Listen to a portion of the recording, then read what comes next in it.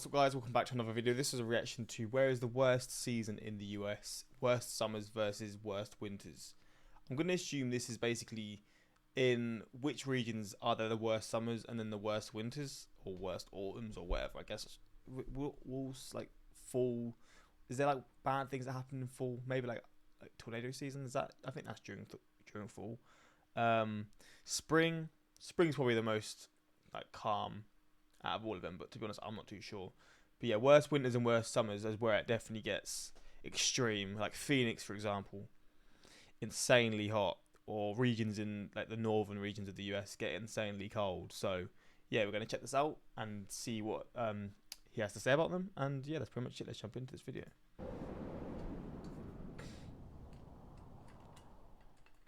Howdy, it's Kyle talking about what might be the worst season in the US climatically. We all have certain preferences, what we can handle, whether hot summers or humid summers, really cold winters or really snowy winters. So here I want to take a look at a handful of the worst seasons in the US to see which one might be the ones you can handle the most or handle the least.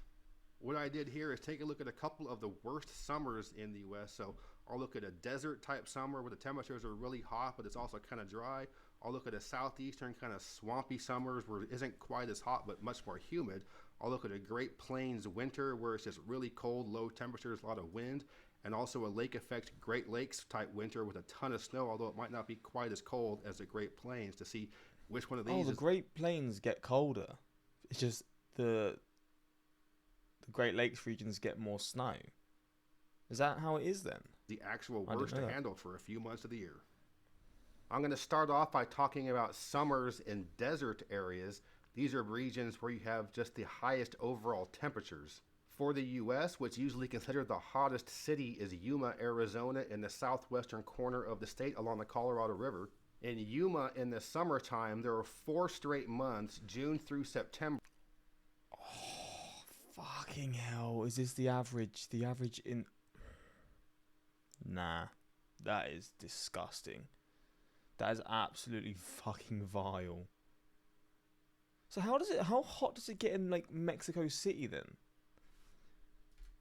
Like, I'm assuming it's, wait, so it gets hotter in Yuma than it does in Mexico. I mean, it's not really why can't I scroll down? Oh, here we go.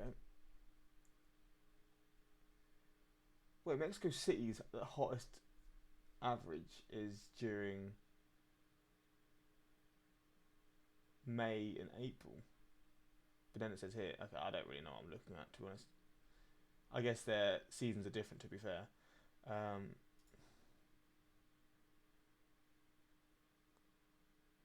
Oh, so to be fair, Mexico City's not extremely hot.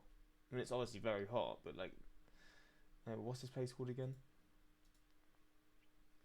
Yuma, Arizona.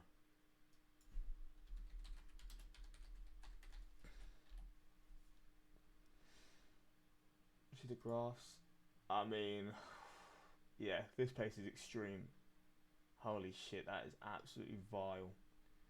What's the Yuma, Arizona population? I don't think he said, has he? 100,000, so a lot of people live there. Why would you live here? I'm sorry, why? Fucking hell, this place is disgusting. Look at that. I think these are the highs, by the way. These aren't the averages. Yeah, the mean maximum. Oh, so yeah, there you go. The mean daily maximum. So still 40s, mate. Oh, fuck off. Oh, this is record highs. Okay, that makes me feel a little bit calmer. I mean, still, it's insanely high. Yeah, mate. Of course, the average isn't 50 to 51. Isn't the record temperature in the world like 55 degrees? What am I even talking about? Daily mean. Okay, yeah. So the average is pretty insane. Where the average high is over 100 for the month. And there are 7 months of the year, April through October, where you have several days within that month well over 100 degrees. And so in some of these desert areas, you can get summers that just last a long time. Again, it can be 6 or 7 straight months of temperatures over 100, certainly well over 90. And to go along with this, it's almost always sunny. So the sun is just always pounding down on you. It's just relentless. There's often no shade to be found. If you're in the cities, you also have the urban heat island effect going on with all the concrete and asphalt. And it can be generally dangerous to be out in desert summers without sunscreen.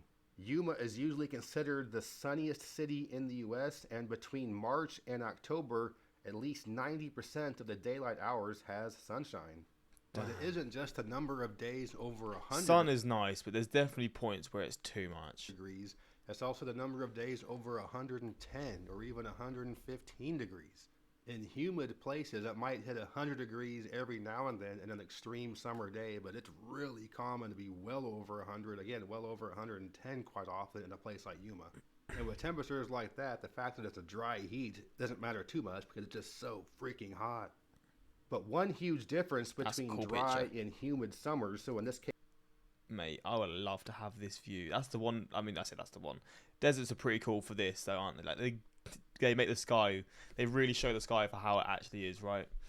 Because there's no like light pollution and stuff. a desert, at night, the temperature cools down quite a bit. So even in Yuma, in those months where the high temperature is over 100, the low temperature might be anywhere between the 50s and mid 70s. But for Damn. these dry climates with these really high temperatures, it's only extreme heat for the middle of the day. It's usually about 10 a.m. to about 6 p.m. where the temperatures are really, really hot. So for a place like Yuma or even Phoenix, this really isn't any better than Yuma. As long as you can stay inside in air conditioning during the middle of the day in the middle of the summer, it's not that bad. But if you need to be outside and or the air conditioning isn't working, well, look out. Okay, so those are desert summers. Fucking What hell. about hot, swampy, humid summers? And my example city for this category is going to be New Orleans. The biggest difference between a desert and swampy type summer is going to be the humidity. Yeah. In a place I like bet this is worse. I say worse. I don't like humidity at all. I'll be honest. Like even the UK, it doesn't get very hot, but it gets very humid. So yeah, I can only imagine that the heat in this sort of region would be just as unbearable. New Orleans, the highest temperatures during the summer aren't going to reach the same Okay, yeah, they're nowhere near as hot, to be fair. Yeah, actually, that's a lot more tolerable. So yeah, the humidity obviously isn't great, but it doesn't get anywhere near as extreme. high peaks as they are in the desert. For example, there are only 3 months of the year, June through August, where the average high temperature in New Orleans is over 90 degrees.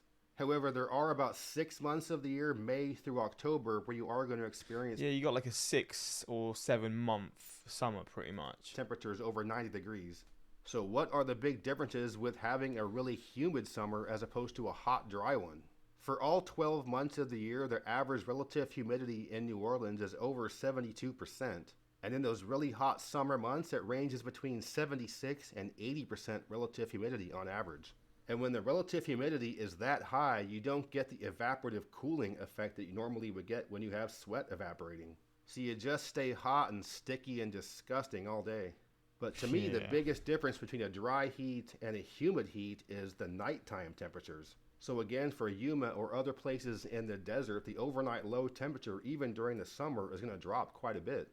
In a humid climate like New Orleans, the overnight low isn't going to be that much lower than the overall high of the day. And if you're familiar with southern summers, you know even during the middle of the night, it's pretty humid and sticky. And that's also evidenced by the fact that in New Orleans during the summertime, the percent possible sunshine during daylight hours is only about 60 to 65%. A lot of cloud cover, a lot of rain, a lot of storms, a lot of humidity during the summer makes the summers in New Orleans pretty gross. God damn. And the third place in the US I'm going to look at for awful summers is Austin, Texas. This is where you have So he's not said Phoenix then. I wonder why. summertime temperatures really hot like the Southwest, although not quite as hot as Phoenix or Yuma. And you have summertime humidity that's pretty high like the Southeast, although not quite as bad as New Orleans. In Austin, you have 4 straight months where the average daily high is over 91 degrees, and 7 months of the year, April through October, where you're going to experience temperatures over 90 degrees at some point during the month, with temperatures over 100 degrees being very common in May through September. So not quite as bad as Yuma or Phoenix, but the relative humidity during the summer months is in the 60% range. Phoenix during the summer months, relative humidity is between 19 and 36%. So going back to Austin, during the summertime, the dew points are in the upper 60s, which is pretty humid. But I recently spent time in what might be the worst city on earth for the combination of heat and humidity. And that would be Abidjan, Ivory Coast. This Oh, that would you went to Ivory Coast. place was awful to walk around. I couldn't believe how hot and humid it was. I was there in December where the average high temperature was only 86 degrees. In fact, there isn't a single month in Abidjan where the average high is over 90. For all 12 months of the year, the average relative Oh my god, that is fucked. It's literally just that is absolutely mental. It's just the same all year round. humidity in Abidjan is over 80%. There were days when I was there where the high might have been 87 and the low was 81 with a dew point of like 80. So if you ever want to feel the saying, it's not the heat, it's the humidity, check out Abidjan, Ivory Coast. So those are what I would consider the worst summers in the US, as well as possibly the worst summer on Earth. But let's take a look at some of the worst winters in the US. I'm going to start by talking about Grand Forks, North Dakota, in the northeastern portion of the state, not too far from the Canadian border. And winters in the Great Plains are where you're going to have the absolute lowest temperatures. You have that really cold Arctic air coming down from Canada that's blowing across the plains, really high winds. So from eastern Montana to North Dakota to northern Minnesota is where you're going to get the absolute coldest temperatures in the overnight lows in the contiguous US during winter. I'm choosing Grand Forks because it's not that far from Winnipeg, Manitoba, which is considered the coldest big city in North America. In Grand Forks, for the 3 months, December through February, the average... See, this is what I find so mad about the US. It gets... Like, even these regions get so hot for so long, like... And it's just like a sudden change. Like, from March, it's still pretty damn cold. And then November, it gets relatively cold. But you've got a good, like... 7 months of just great weather, and then 7 months of terrible weather. Oh, sorry, 5 months of terrible weather. That's great maths, isn't it? That is so wild. I don't know how it can be two extremes. Although this is extreme. It's mean maximum 32, or here it's I guess the mean daily actually maximum. This is a lot more. Actually, I think I should be looking at this one.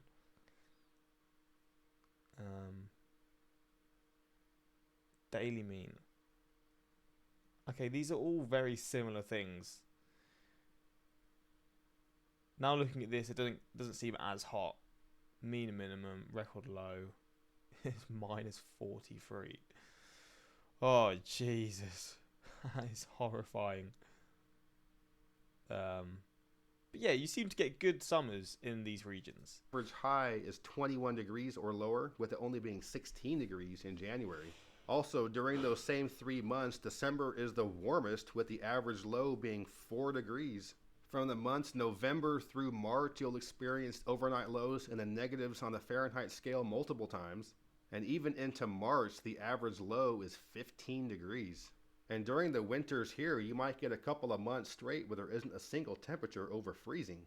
You also have extremely high winds just howling across the plains during the winter. However, you don't really get that much snow. This isn't a very wet part of the country. The snowiest month in Grand Forks is December, which only gets 12 inches of snow. January gets only 10 inches. And in fact, there are only on average 48 inches of snow during the entire year in Grand Forks. So the northern Great Plains have some incredibly cold winters, but let's use that talk about snow as segue into somewhere else with some horrible winters.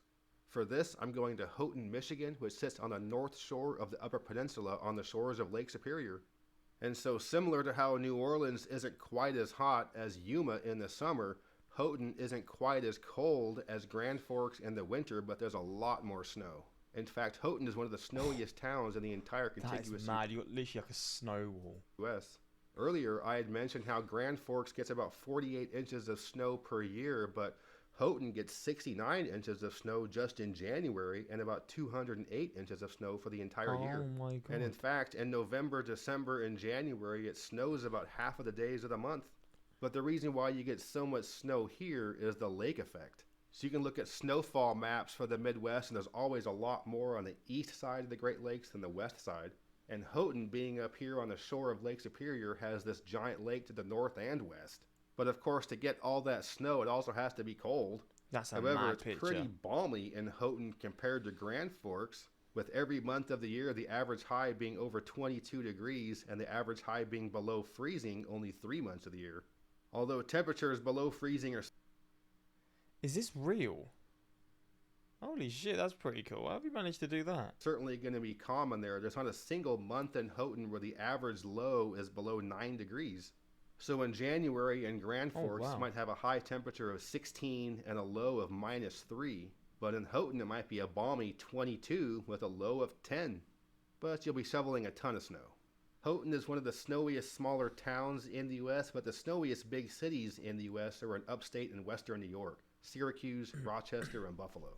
But whether you're in Houghton or in upstate or western New York, you're measuring snow in feet. So when you compare some of the worst Great Plains winters to some of the worst Great Lakes winters, it comes down to how much you can handle extreme cold versus shoveling a lot of snow. But certainly when it comes to winters in the U.S., Alaska is going to be the worst. Yeah. The town of Utqiagvik, which used to be referred to as Barrow, is on the north shore of the state, right along the Arctic Ocean. Here, December through March, the average high is below 0 Fahrenheit, with the warmest month being December, where the average high is -0.4 Fahrenheit. And Oh, mate. That is so fucked. Oh, dude, that is brutal. The record high here is 26 degrees, though. The record high in the winter is 2 degrees, or 1 degrees in March. Bro, that's the record high in March. I mean, I shouldn't be surprised looking at the region, but damn. But in terms of snow, it's not actually as comparable, which is pretty mad to me. To the Great Lake regions, cities near the Great Lakes. But yeah, you're looking at that, pretty mad. even in November and April, the average high is below 12 degrees. And also between November and April, the average overnight low is below 0 Fahrenheit. And in fact, December through March, the average overnight low is under -12 Fahrenheit. But hey, it gets super cold, but it doesn't get that much snow, only 46 inches of snow on average per year. So life here has to be rough, with even in October and May, the average high temperature is below freezing. And not just that, you have no sunshine during the middle of the winter either, so there's basically no sun in December or January. So you put all those things together, and the winters in Utqiagvik might be the very worst in the entire U.S. Yeah. I did want to also mention one other type winter that is pretty horrible, although I don't think as horrible as the other ones. That's the winters in Seattle. For temperatures in Seattle during the winter, it's not that bad. It's going to be well over 40 degrees even in the coldest months. And even the average overnight lows in the middle. I do find these like graphs are really cool to see. Daily mean. Is it going to be the rainfall? There's not much snow here, is there? I thought there was more snow than that. I thought there was way more snow than that. Is it just grey clouds? Middle of the winter are just a little below freezing, which isn't much different than here in Chattanooga. However, what can make the winters in Seattle really bad for many people is just for how long it might stay overcast and gray. So again, for Yuma, the percent possible sunshine during the daylight hours in the summer is over 90%. The percent possible sunshine for Seattle in the winter is under 26%. The humidity is really high during the winter, at least 78%, so it's just always damp. There are at least 14 inches of rain every month between October and April, and over 18 inches of rain November through January. So for many people, the winters in Seattle or perhaps the Canadian West Coast would be the worst possible winters because you see so little sunshine. So you can go to Grand Forks in January, it might be -10 degrees, but the sun is shining brightly above you. So if you're someone that suffers from seasonal affective disorder, then Seattle might be a pretty awful place for you to live, and it gets even worse going up the Canadian West Coast. And the cloudiest town in the overall U.S. is Cold Bay, Alaska in the Aleutian Islands. There's an average of 304 overcast days per year. And certainly once you get up into the Northwest Territories and Nunavut in Canada, or central and northern Siberia and Russia, the winters can get a lot worse than what we have in the contiguous U.S. But nonetheless, the northern Great Plains and lake effect side of the Great Lakes winters are pretty awful. So that was my look at the worst. This is a cool ass map. seasons in the U.S. And for me, I can handle the more drier type climates. Either the This is a mad map. Wait, is this map actually like? Can you like? It looks like it's like not 3D, but it looks like it's actually like it's not just like a page. That's really cool. Anyway, I wanted to see Phoenix quickly. Not Phoenix, sorry, the first city in Arizona. I can't remember what it was called. Tuma. Okay, so I want to see the coldest it's ever been. Record. So it's been minus here before.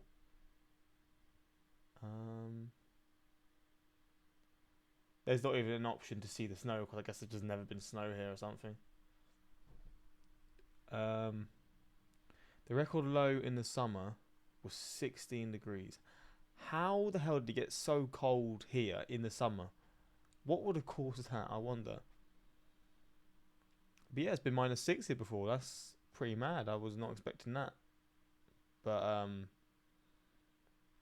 yeah, and also sunshine hours. Percentage possible sunshine.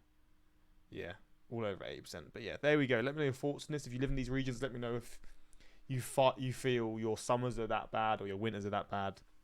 Because for me, looking at this, man, they both would be pretty horrible. But at the same time, a lot of you would probably think just the UK in general would be like pretty horrible. Like the summers aren't hot enough or the winters aren't.